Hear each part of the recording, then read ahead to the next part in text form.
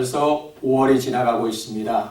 오늘은 5월 마지막 주일로 하나님 앞에 예배 드리겠습니다. 다 같이 찬송가 93장 2절로 부르겠습니다. 예수는 나의 힘이요, 함께 찬양합니다.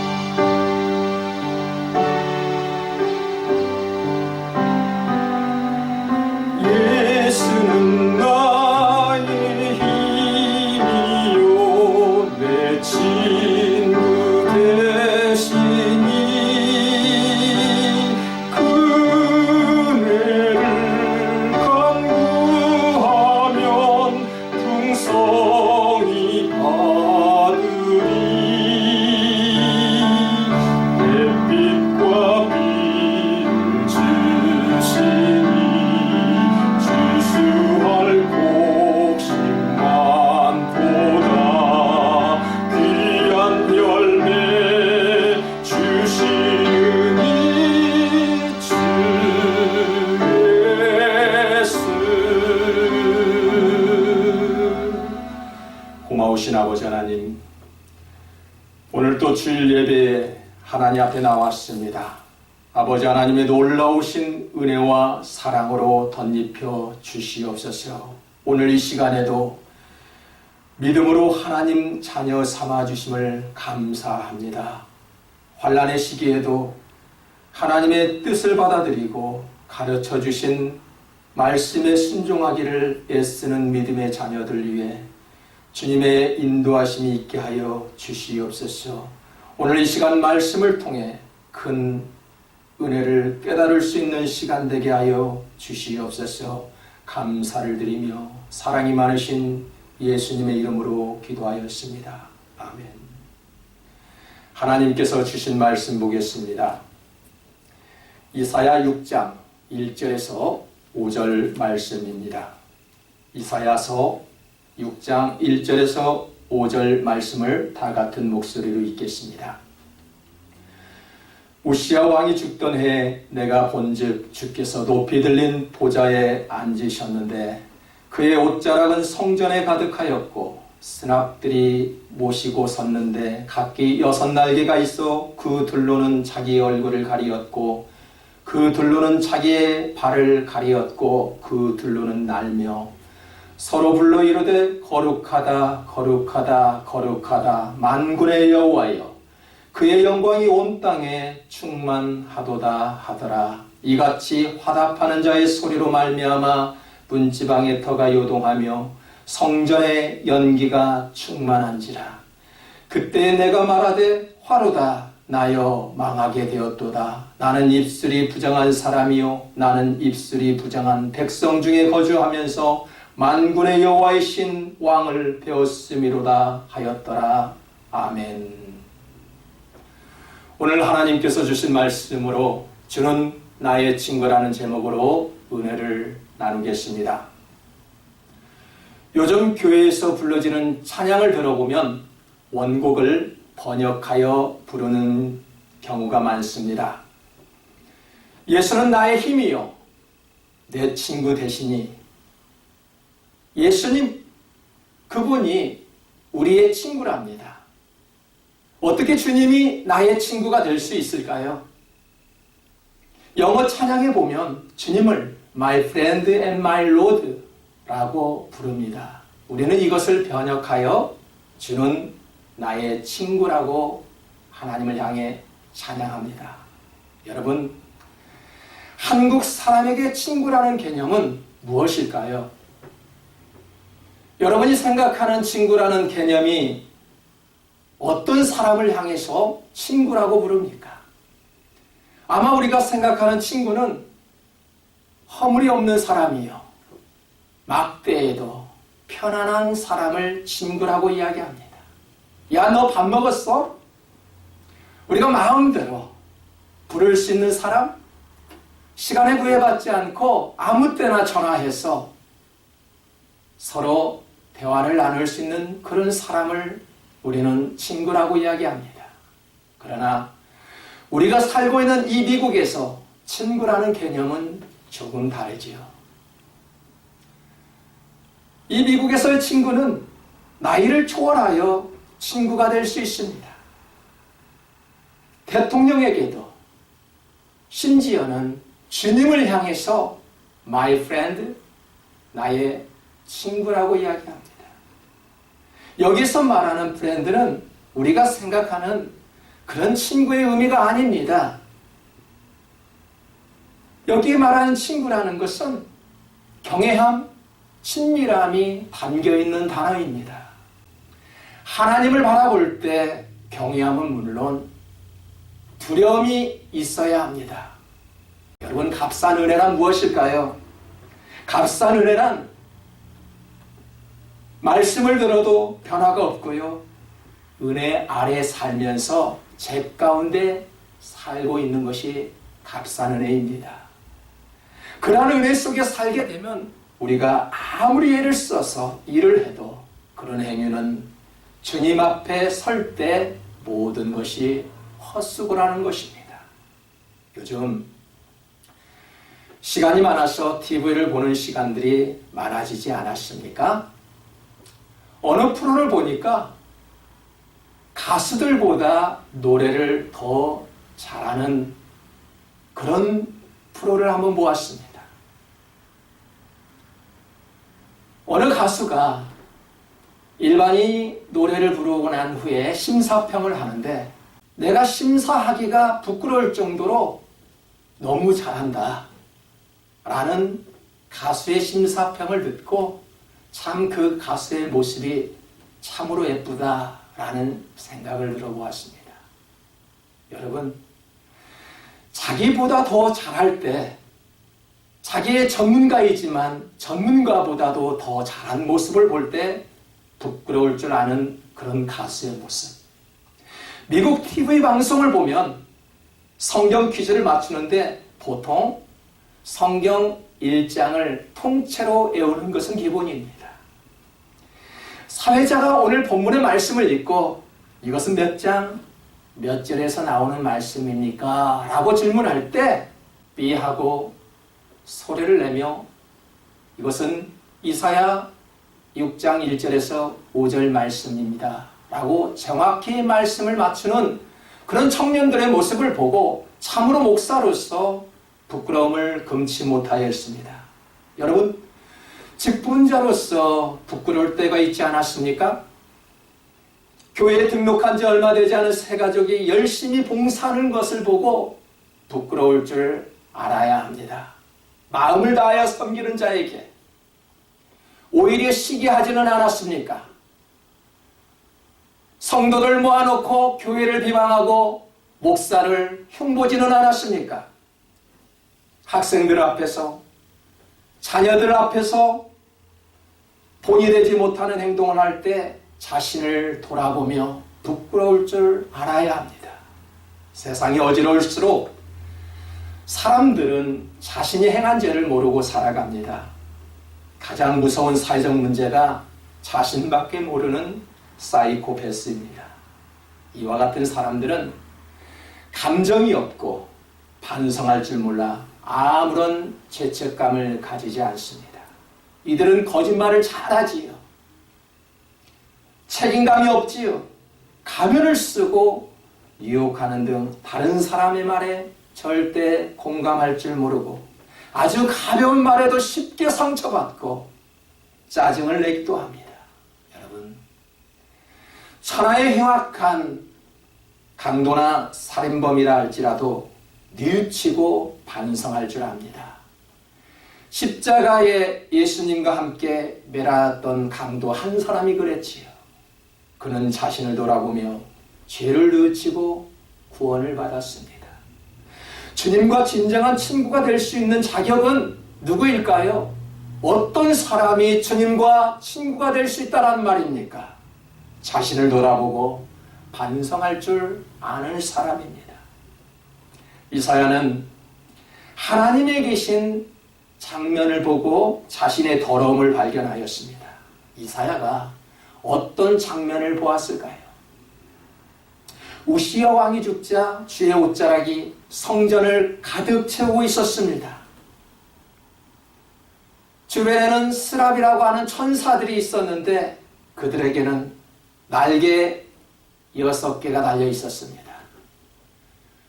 두 날개로 얼굴을 가렸고 두 날개로 발을 가렸고 두 날개로는 날아다녔습니다. 이때 천사들이 하나님을 향해 찬양합니다. 거룩하다, 거룩하다, 거룩하다 만군의 여호와여, 그의 영광이 온 땅에 충만하도다. 여러분, 지금 이 시간 이사야가 하나님을 본 것입니다. 이때 이사야의 반응을 보십시오. 화로다. 나여 망하게 되었도다. 나는 입술이 부정한 사람이요, 입술이 부정한 백성 중에 거하면서 만군의 여호와이신 왕을 배웠음이로다. 하나님을 보고 난 이사야의 반응입니다.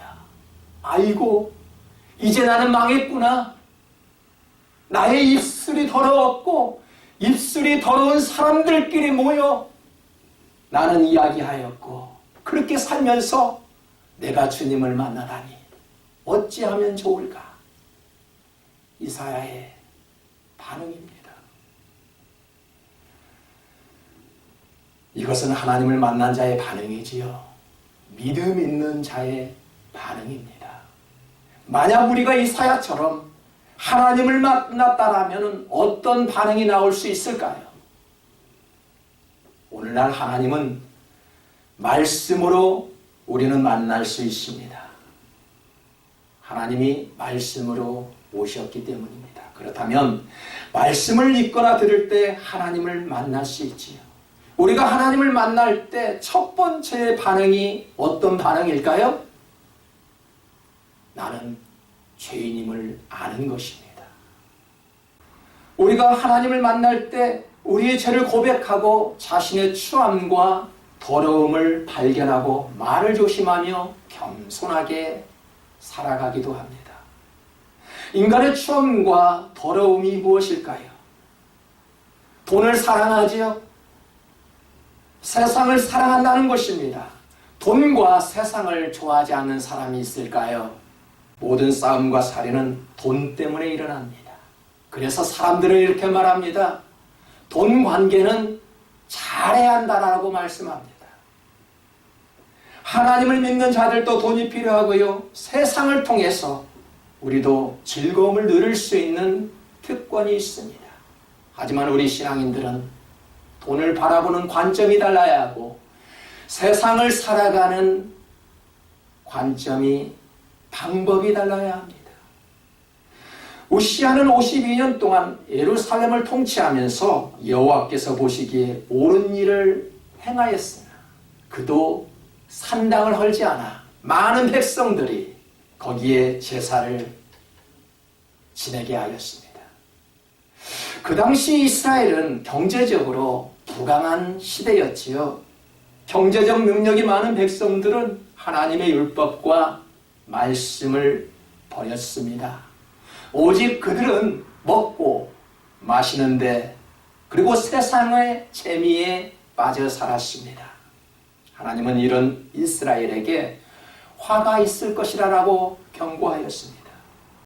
어떤 화를 경고하였을까요? 이사야 3장 24절에 보니까 시온의 딸들에게 하신 말씀입니다. 그때의 썩은 냄새가 향기를 대신하고 노끈이 띠를 대신하고 대머리가 숱한 머리털을 대신하고 굵은 베옷이 화려한 옷을 대신하고 수치스러운 흔적이 아름다움을 대신할 것이며 사람들은 많은 장신구와 좋은 옷으로 자신의 추함을 감추고 살아갑니다. 그렇지만 하나님께서 그들의 소유물을 제거해버린다면 그 어떤 것도 그들을 지켜주지 못한다는 말씀입니다. 화장을 하지 않는 민낯을 가지고 있을 때 진짜 미인이라고 말을 합니다. 요즘에는 남성들도 화장을 하지요. 모든 사람들은 보이지 않는 과면을 쓰고 세상을 살아간다는 것입니다. 착하고 온유한 사람으로 만들기 위한 그런 가면, 신실한 크리스찬이라 하는 그런 가면, 화통하고 능력 있는 사람이라는 그런 보이지 않는 가면을 쓰고 살아갑니다. 그런데 언제 사람을 신뢰하지 않습니까? 가면이 벗겨지는 순간, 그 사람의 실체를 아는 순간 더 이상 그를 신뢰하지 않습니다. 우리는 하나님 앞에 설 때 가면을 벗고 민낯으로 서게 됩니다. 이때 변명보다는 입술의 부정함을 인정하는 것이 살 길입니다. 자신의 가면을 벗고 용서를 구하는 자세가 필요하겠지만 또 다른 가면을 쓰고 자신을 감춘다라면 그 자리가 어떻게 되겠습니까? 사람들은 자신의 추함과 더러움을 덮으려고 좋은 것으로 포장하며 살아가는 습성을 가지고 있습니다. 오늘날 많이 부동산 투기가 벌어지는 일들이 아니었습니다. 일찌감치 이사야서 5장에 보면 사람들이 집과 땅을 사들이며 재산을 불리고 호합판으로 살게 된 것이 우시야 왕 시대였습니다. 오늘날 집 한 채 가지고 있는 것이 무슨 문제가 되겠습니까? 투기가 문제이지요. 우시야 왕 시대에 보니까 참 부강한 나라였다라고 말씀을 드렸습니다. 오늘날 한국이나 미국은 경제적으로 매우 부강한 나라입니다. 부자인 나라일수록 신앙적으로 타락해져 가는 것을 우리는 쉽게 엿볼 수 있습니다. 나라가 부자이니 말씀에는 관심도 없고요.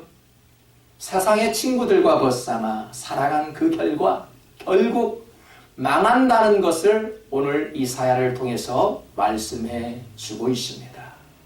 세상은 나를 버릴 것입니다.